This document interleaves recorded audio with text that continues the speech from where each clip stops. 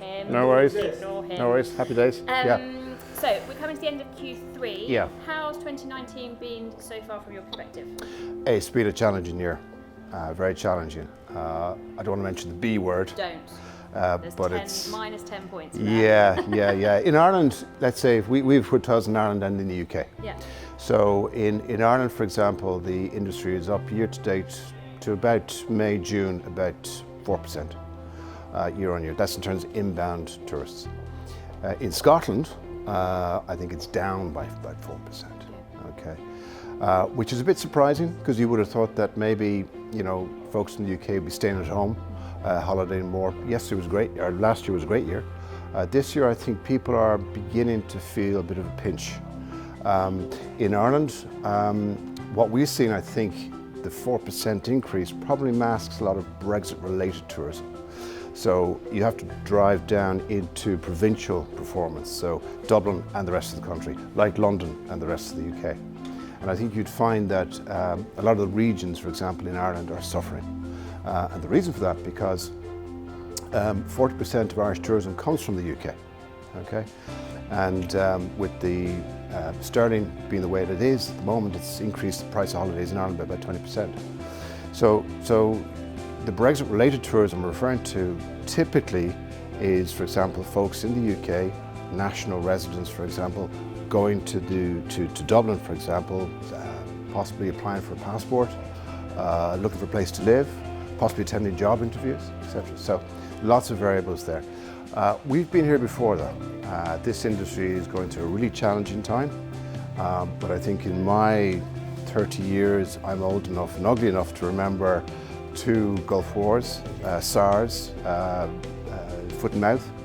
We will recover. And it's a very open industry, so we're very susceptible to outside factors such as Brexit, obviously. The opportunity for hoteliers, independent hoteliers though, is to get to grips with their business, the bits of the business that they can control. So it's a real challenge, but I think we'll do it. In terms of the industry as a whole, specifically the regional industry, what do you think? How do you think that will fare next year? I don't see a return to growth, certainly here in Scotland. I think at best a stabilisation. And the reason for that again is with Brexit, which is likely to continue well into 2020, 2021, whether it's sorted or not, it's created huge uncertainty. And business doesn't like uncertainty. People don't like uncertainty. They stop spending, businesses stop investing. And that has a knock-on effect, and it takes a while to be felt in, for example, industries such as ours, okay? That said as well, inbound tourism, for example, into the UK from Europe is also down, okay? And the reason for that, you don't have to look much further than, for example, the fact that the interest rates in Europe, for example, are at an all-time low, which reflects, again, the lack of cash that people have, or at the very least, a reluctance to spend money. And so when you have all of that sort of conspiring against the hotel industry, which to a large extent depends on discretionary spend, the outlook is pretty grim. But as I said, we will get through it, okay?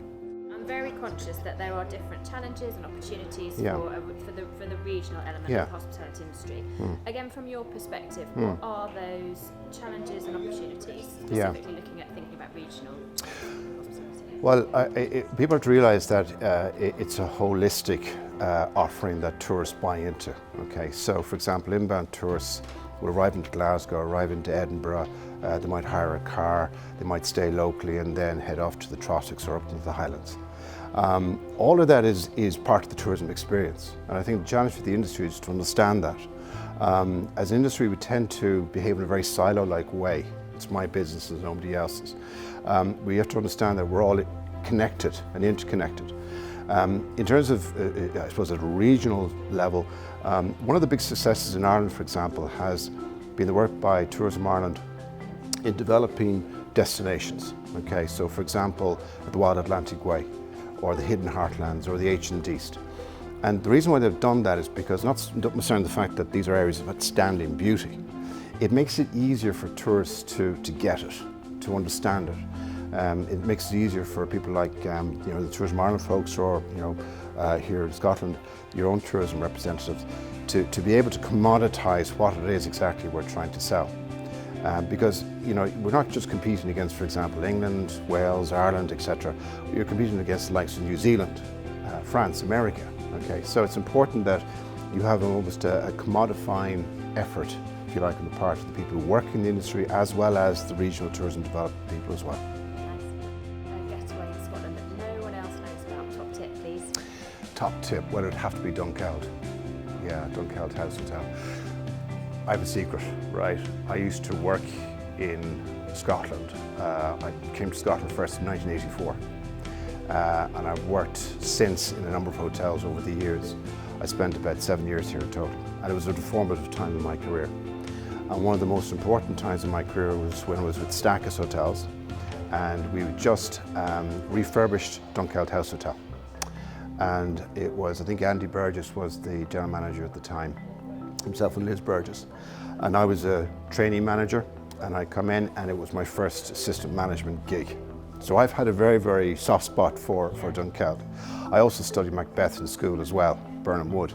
So that would be my go-to place. I was there about 4 weeks ago, and it's just outstanding. Fabulous. So that's my recommendation, top tip, Dunkeld House Hotel. Thank you very much. Which isn't too far from, by the way, Pitlochry, where we used to have two very, very important clients of ours as well. So I couldn't really not mention Pitlochry.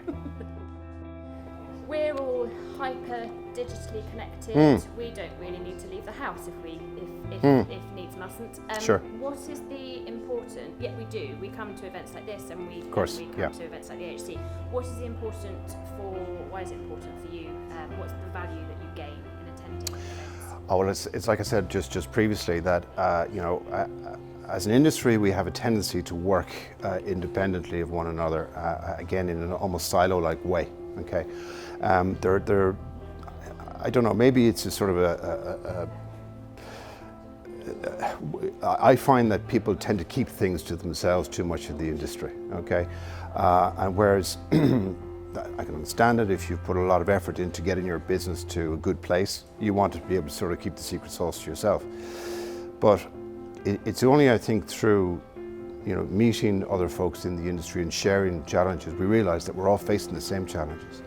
And God knows, in this digital age where the consumer is now very much in control of the relationships that they have with brands, whether it's a hotel brand or a consumer brand, hotels by their very nature haven't invested much in technology. So purely from the point of view of technological do's and don'ts, things we've learned. Okay, that's just one aspect of this industry, but it's increasingly technological is this business. I think it's vitally important that we share secrets, we share thoughts, we share stuff that we've done, that's worked, that hasn't worked, as well as that getting out of our respective ivory towers now and again is a good thing, because ultimately it's about progressing ourselves, our businesses, and also the industry. Fabulous. That's perfect.